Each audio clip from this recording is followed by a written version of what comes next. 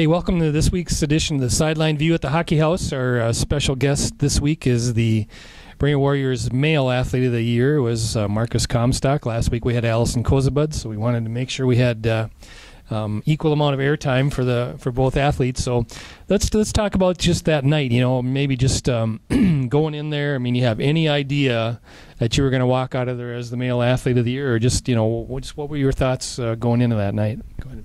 Well, I didn't have any thoughts of getting the Male Athlete of the Year. I kind of was at the back of my mind. I might have thought about it once a long time ago, but I didn't really think about it. I just kind of wanted to have a good night. I knew it was going to be a lot of fun going through the whole walking part, and I think it was a really well done senior banquet to have for the sports, and I really did enjoy it.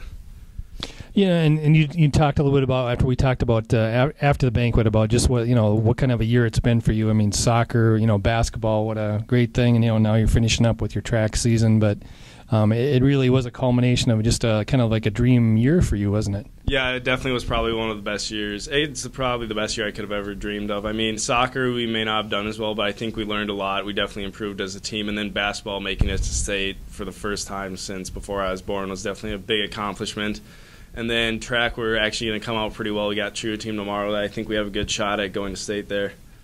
Let's talk about the basketball season maybe a little bit. I mean, was there a time, when you kind of, as the season progressed, you kind of thought, maybe we've got a shot? And obviously you ran off, 14 wins to, I think it was 2 14-game win streaks, if I remember correctly, and first lost to Moorhead and then 14 more before losing to Apple Valley and State. But when did you kind of think during the season that this was a special group, that, you had a shot to get to this tournament? Well, for us, we always wanted, that was kind of our dream since we had been playing together since 5th grade. We always wanted to make it to state. And I think as we started to rattle off the wins, we're like, we can do this. We're beating good teams. It wasn't like we were playing small teams. I mean, first game was Buffalo, and they had played 5 games before, so they were definitely coming in with a lot more experience than we would have had right then. But we still managed to get the win in overtime.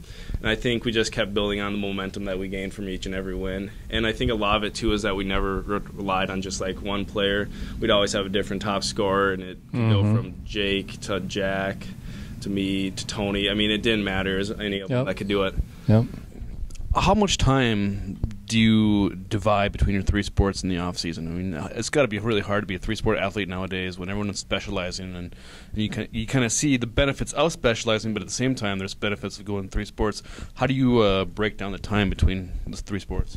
Well, for me, the off season, a lot of it is just like the summer and what I do. I do LASA for soccer in the summer, and then I would also do basketball tournaments. I sometimes would do spring league basketball, and then a lot of that track would come along because I focus on high jump. So a lot of it is I could just work on the jumping and my footwork with soccer and the jumping and basketball. And I think that doing the 3 sports allowed me to keep fresh and not start to get bogged down by the same thing for the whole year. And I think that variation of like having to use different muscles and different coordinations definitely has helped me through all the sports I've done. Because you are just you concentrate on the high jump. Was the spring not so bad for you, or was it still kind of hard to kind of get in the spring mode? Spring, it was kind of hard because we couldn't actually do any of the approaches that we would normally do during high jump, so jumping was really limited to begin with. We did move a pit in the south camps that allowed us to get a little bit of jumping, but we couldn't do a full approach still. And so when we started to go to the very first meets, it was just we would have to do 5 and 15 and kind of go from there. And then once we started to get track space, all the heights started to improve for us, and I think that it's really starting to get along until it's kind of rainy outside, but it should pick up. Brainerd track's been pretty good for a lot of seasons. I know both head coaches do a really good job of recruiting you guys and then getting you guys in the spots where you guys can succeed.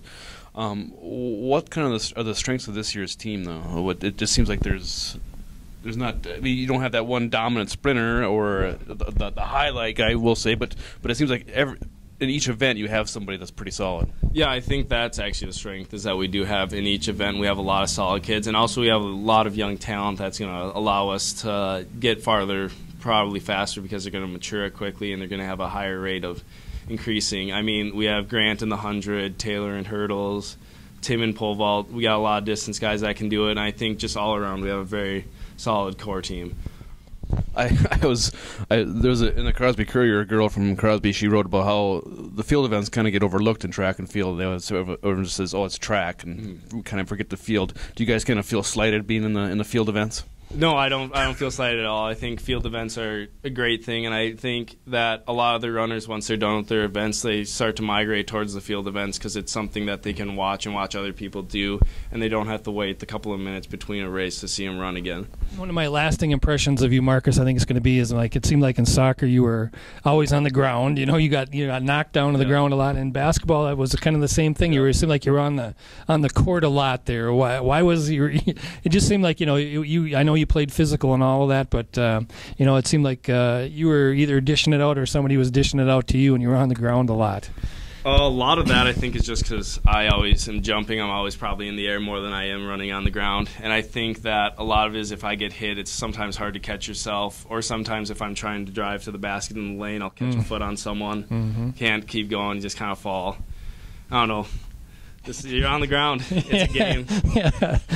Now next year, I know you're planning Concordia Moorhead and pre-med, right? Yep. And maybe just talk a little about. I mean, I'm sure you visited up there. Just maybe your thoughts of what you've seen up there and what you liked about it up there. Well, I like the smaller campus feel. I've always been kind of one to actually get to know people. I don't know if I do well on a large campus like the U of M, but also they have a very good educational program and especially a good biology program I'm looking to exploit, I guess, for my benefit.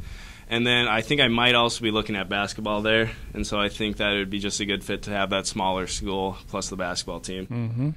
Now we've got to know your dad pretty well at doing soccer games through the years here, and he's always telling us that he's the best athlete ever to come through Roseau. Now, is that really true? I'm not really sure if that's true or not. I would not believe him in that. I definitely have seen a lot better athletes than him come out of there. Maybe Neil Broughton for one, and So I can think of quite a few. Jeremy, anything else you can think of? Marcus, anything else? You got like you said, your true team is tomorrow, Thursday, which is May 9th, I think it is. And then what's the next meet after that for you guys? Is it next week conference probably? Next week, I think we have a meet home, and then I think we do have conference. Okay, so we're packing it in for the last because we got so many canceled. Yeah, every sport's doing that this spring. So, well, that'll wrap it up, I guess, this week from the Hockey House. We want to thank Marcus Comstock for coming out to visit us, and we will hope to visit with you next week. Thanks for joining us.